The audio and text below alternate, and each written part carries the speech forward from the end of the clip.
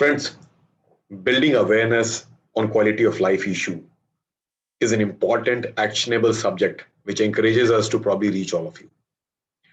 Building up an awareness and enhancing your self-worth in aspects of life which actually is troubling you and you are living in a silent menace is what we need to discuss today in one of the subjects. Incontinence of urine or urinary leakage afflicts close to 43% of individuals in this country. By a door-to-door survey and by various surveys which are epidemiologically based on the population issues, we looked at 15 to 43% of individuals, more so women than men, more so elderly than youngsters, and more so people who cannot inform and tell, which could even be kids and children, which could even be people with issues neurologically, continue to suffer with incontinence. So, are you living with incontinence? Or are you in this journey today of awareness, ready to leave incontinence? So, living with incontinence or leaving incontinence is what could be a discussion that would help us enhance your self worth. Enhancing self worth could be somewhere between self help and self promotion out of the silence that we live in.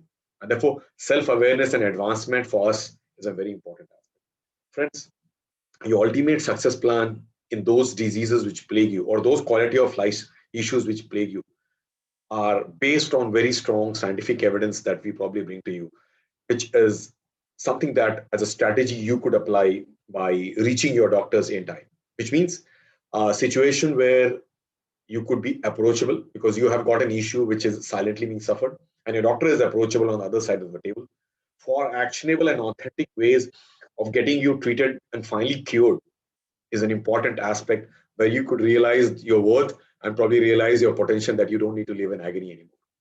Incontinence of urine is a similar kind of phenomena, and it's important for us to awake you out of the slumber that you are in, living with incontinence. So it's time for leaving incontinence, and therefore will not live with incontinence anymore. To bring this awareness to you, I think we need to look into who are the kind of individuals who probably live with this silent menace of incontinence of urine. And this silent menace afflicts all age groups. Uh, Small kids are born passing urine 20 times a day, and that's about diapers, which mothers take them forward in a journey where they finally, as kids grow, walk, and get into those early milestones as toddlers, are taught and toilet trained. But beyond that, the age groups beyond 5, 6 are children who could continue bedwetting. And bedwetting beyond 6 years is actually an actionable project. So, children who are beyond 6 years who continue to do bedwetting once at night, once a week, or multiple times at night, their parents need to see urologists. And I look at that kind of patients from Monday morning till Saturday evening who come in having living with incontinence as a 6-year-old child or a 15-year-old child or a 22-year young boy or girl who's now looking to probably shift to a hostel or possibly in due course of time getting married. But there is so much of agony and silence of bedwetting any night, every night, not knowing when that could happen. So he or she is living with incontinence as maturing into a life. Do we need to live with incontinence or should we leave incontinence as something that you need to be branding yourself with? Number two are those patients who are going through a neurological issue. That means issues with spine, undergone a spine surgery. There are spinal issues, which is all about nerve entrapment, where you have chronic backache and you have urinary and stool problems. There are patients who have had spinal trauma, spinal injuries, and there are patients who have had stroke. These kind of patients undergo a kind of possibility of not being able to control urine. That coordination between the urinary bladder and the outlet has got breached because the neurological aspects which are maintaining this sanctity of understanding between the bladder and the bladder outlet has somewhere gone wrong. That having gone wrong does not help us to actually manage our continence levels, and many a times we are living with incontinence. It's time to leave incontinence by seeing your urologist. It is important for us to wake up to this very important phenomena that we actually can stay away from incontinence provided we have been identified, evaluated, and then treated towards a cure.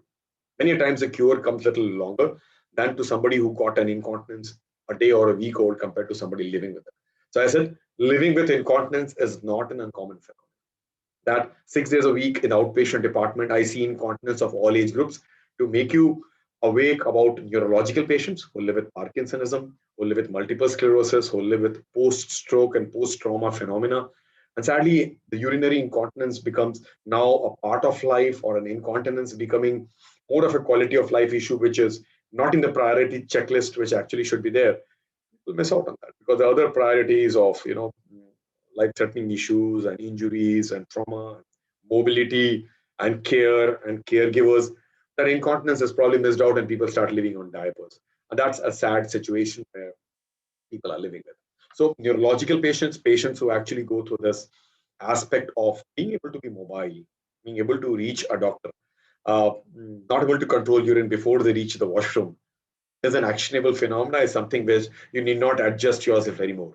So for a self-help and for a self-promotion of yourself to reach that level, you must look into this important aspect of getting treated yourself, which means you need to see a urologist who is involved in neurourology. That we have a department of urology where there's a branch which caters to neurourology.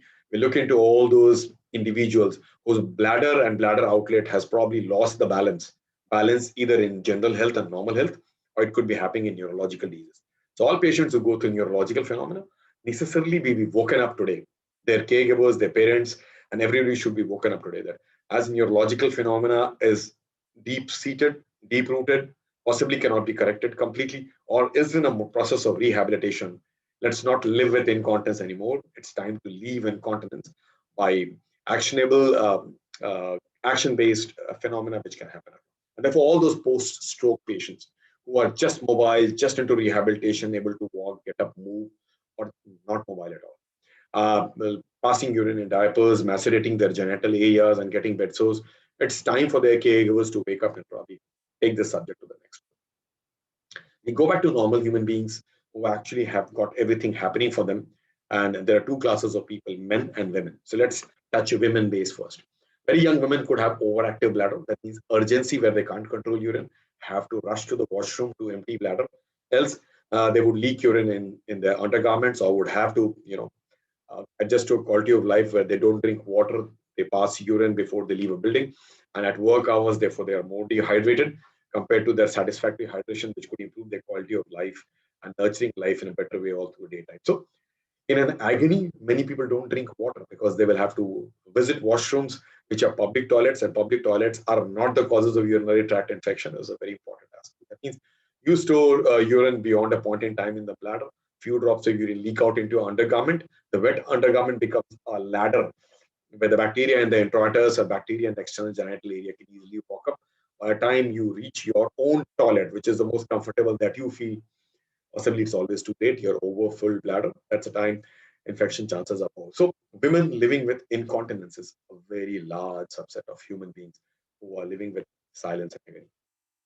That we treat women, we treat men, we treat people with incontinence as an entity. It is important to bring them out of this agony, this anguish, this desperation, and this kind of a discontent where they live in a mental pain where they're not getting treated.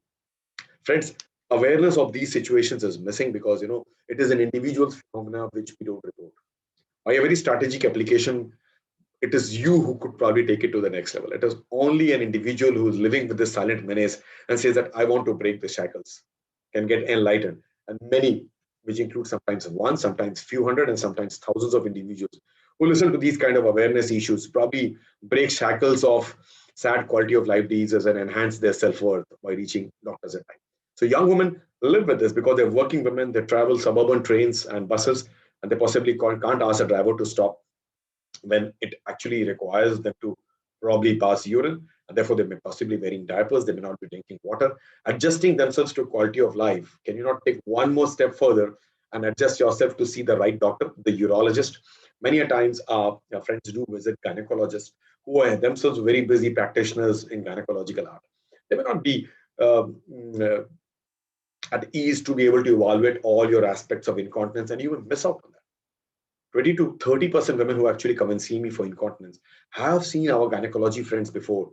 And I look at empowering our gynecology colleagues into incontinence of umpteen kinds, which we see. So, young women suffering from incontinence is not because of any structural abnormality, but because of an idiopathic cause not known phenomena, which is an overactive bladder. Increased frequency of urination in the daytime, where the bladder is just contracting erratically and making you that sensate, where the lower abdomen always makes you look at possibility of a toilet as early as possible. You go and pass little, not a huge amount that could happen for a person or you yourself who could hold a lot of urine and could empty it. So young women with a normal anatomy of the genitourinary tract and the urinary passage should not get infected by holding a lot of urine, passing urine in diapers or wetting their undergarments, etc., which is a very important aspect. As women age, as they gracefully age into a situation of menopause and beyond, perimenopausal area brings about changes in the hormone aspects in the introitus, and the guard which was sitting outside the urinary passage door, taking care of the health of that environment, is just not there anymore. So the hormone is not there anymore, or the guard, which I call, is not there anymore. What happens? Such patients land up with a phenomena where they could have a gradual shrinkage of urinary passage. The gradual shrinkage of urinary passage could bring about tightness, could bring about lichen sclerosis changes. Women don't empty their bladder almost all frequently. There's a parallel change happening in the pelvic floor, which is pelvic floor laxity, weakness resulting from previous childbirths, and a phenomena of the female pelvis, which undergoes a hormone-related change. These women could develop a pelvic floor dysfunction, a genuine stress incontinence. That means when they walk, when they run, when they jump, when they play badminton, when they go up the stairs or they take the stairs of the best bus, or sometimes when they bend down for namaz, they actually leak urine. These women live in a different kind of agony. They don't know what to do. And through no fault of theirs, suddenly one fine day they find it was 1, 2 drops, which was more common early during the pregnancy, post-pregnancy state, which could have resolved partly. But then they get this only when they cough loudly or when they shout or run or possibly laugh loudly. So laughter, the best medicine for them, is missing in their lives because they leak urine when they laugh loudly, when they jump loudly, when they suddenly get up from bed. That means the stress incontinence is a phenomenon of women and women alone. The stress incontinence happens to women where they could leak urine as a result of the stress happening in the lower abdomen. It's not a mental stress we are talking about in today's world. It's a stress on the lower abdomen, which puts a stress on the pelvic floor. The pelvic floor is not as functional, as capable as it was in the younger age when the hormones and the muscles and the pelvic uh, tone was wonderful. Those things have undergone a change in the perimenopausal and postmenopausal age group of women. And they unfortunately suffer with stress incontinence. Stress incontinence is curable, not treatable. It's curable, provided you take the first step as a woman that I leak urine when I cough, when I jump, when I laugh, when I bend for namaz, and when I do some household work of bending, lifting weights. If that is happening to you and you're living in diapers, it's time to break shackles. It's time to identify your self-worth by doing the self-help of coming out of those silence and getting into an awareness drive, which we look at making you aware of. Therefore, the ultimate success plan in incontinence in women who suffer with incontinence of overactive bladder, incontinence of frequency, urgency, and urge incontinence, or incontinence of stress incontinence, combined together, which is most common phenomenon in perimenopausal and elderly age group called mixed incontinence, is not uncommon, friends. Every household could have a woman in that age group, anything between 20s to 70s, where a woman leaks urine. It could be once a week, it could be once a month, or it could be daily affair, morning till night. If somebody is living in that kind of a silent agony, isn't it time to take care of the desperation and discontent that she lives with, and for which not much action has been taken around? Therefore, it is important to look at those strategic applications we thought about. We thought about enlightening you that incontinence is treatable. So why live in this silent agony altogether? While we're talking about women, we also promise to talk to you about elderly men or middle-aged men. The prostate, which undergoes a change again with hormones, brings about an occlusion to the urinary passage very gradually. This occlusion is a very silent phenomenon which happens over not months or years, over decades. So this progressive change which happens from late 40s till we are alive in 70s, 80s, and 90s and beyond. The occlusion of the prostate is a very gradual phenomenon. The door is gradually getting trapped and closed because the prostate is undergoing a change, which indirectly we look at as an ultrasound and talk about a prostatic enlargement. This occlusion or obstruction to the urinary passage brings in its wake a phenomena upstairs in the bladder. The bladder is a storage organ and it stores urine as a receptacle till a point in time the bladder can fill up and say, now it's time enough for me to empty. Let's go to the washroom, unzip ourselves. And that's when the bladder would only contract. That's how the governance is on a negative feedback mechanism from the brain. And therefore, if the bladder contracts earlier than that, you leak urine. So as the bladder is learning this phenomena of being able to hold urine and which has been trained since the childhood, toddler days and beyond, the bladder is undergoing a stress right now of an occlusion of the outlet. And this outlet occlusion brings about in its wake a signal phenomena where the bladder contracts erratically. So elderly men who are through a process of prostatism continue to live with obstruction to the flow of urine because it's a very slow, gradual phenomenon. It is bothersome for sure. They take time to pass urine and empty the bladder, and many a times don't empty the bladder completely. They pick it up on an indirect test called ultrasonography, where the prostate is enlarged and where there is a residual volume which the bladder shows has not emptied completely. The bladder wall is getting thickened, and sometimes there is a hydroureter nephrosis. But they wake up to a phenomena of this more so with a different bothersomeness when they can't hold urine. When they've got urgency, they've got a gross frequency, sometimes they leak urine, and many of them have got nighttime urination multiple times. So this frequency in men who are going through prostate changes, where there is urgency, frequency, and not able to control urine, have to rush very frequently, getting up multiple times at night, is an adjustment that the bladder is giving to them as an organ which wants to empty. That means your bladder is fighting the obstruction.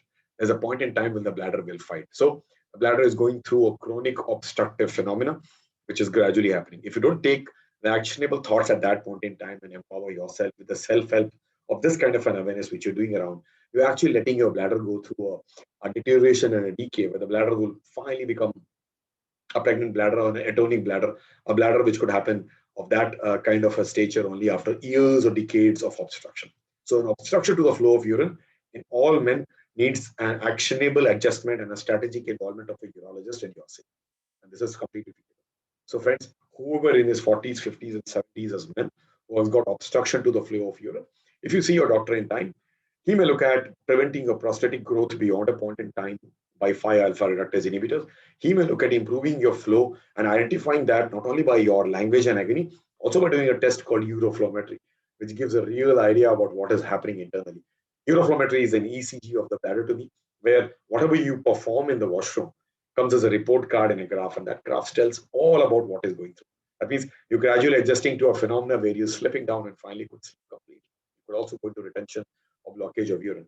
The bladder, therefore, is fighting tooth and nail to fight this occlusion, and this occlusion fight is which brings about urgency, frequency, and storage symptoms. And men, therefore, elderly men do present with urgency, frequency, and storage symptoms if they can't control urine quite late in their prostatism history. So prostate issues will happen to all men. Nobody can escape it. It could happen in 40s, it could happen in 80s. It is happening progressively for both you and me possibly as men may not be knowing it. We are possibly adjusting it every day like we adjust our age every day.